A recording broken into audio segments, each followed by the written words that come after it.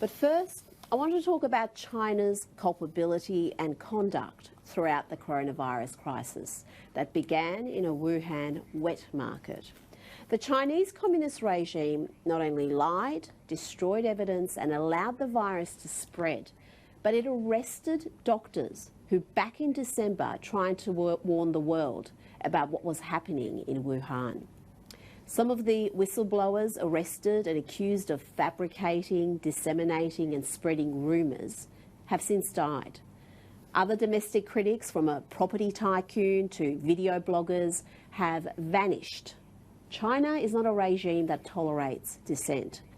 China's initial cover-up included destroying lab samples that established in December the cause of unexplained viral infections in the Hubei province. How many lives would have been saved if China had listened to experts instead of silencing them? A study by the University of Southampton suggests China could have prevented 95% of infections if it had implemented tough measures just 3 weeks earlier. But the regime only took decisive action to contain the virus around 4 weeks after arresting doctors and other whistleblowers.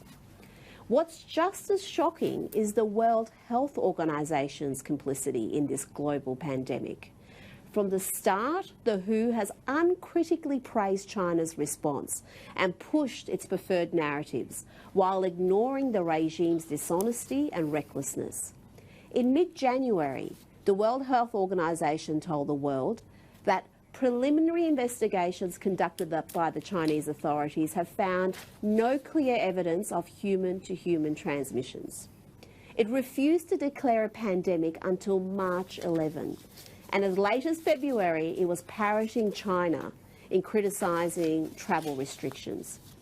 Don't forget that when Scott Morrison and Donald Trump implemented travel bans against China in late January, they did so against WHO advice. In fact, the WHO chief said travel bans would unnecessarily interfere with international travel and trade and could have the effect of increasing fear and stigma with little public health benefit. We now know just how wrong he was, with immunologists and other medical experts saying the decision to close borders was crucial in slowing the spread of the disease. How many other countries would have closed their borders if the WHO had encouraged bans instead of condemning them? How many more would be spared loss and suffering if the WHO did its job and investigated what Taiwan authorities and whistleblower doctors working at the coalface were saying, instead of lecturing the world about not referring to the Chinese origins of the disease? The origins of the disease are important.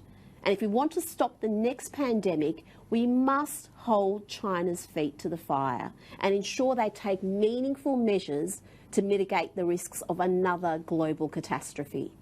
COVID-19, or Wuhan coronavirus, is not the first pandemic to originate from a Chinese wet market. SARS and bird flu also originated from wet markets, where livestock, sea life and wild exotic animals are kept in and killed in horrific conditions. We know just how hideously cruel and destructive these markets are, but they're also dangerous in spreading disease. China pledged to crack down on illegal wildlife markets after the SARS epidemic of 2002 to 2004, but it has soon relaxed enforcement of those laws. The Chinese Communist regime has, through its ineptitude, dishonesty and negligence, unleashed a virus that will leave tens of thousands dead and likely cause a global recession. We must not allow this totalitarian regime to rewrite history. China spends billions, yes, billions on its foreign propaganda efforts. And sadly, it now has much of the US media regurgitating its narratives free of charge. Let's get one thing straight.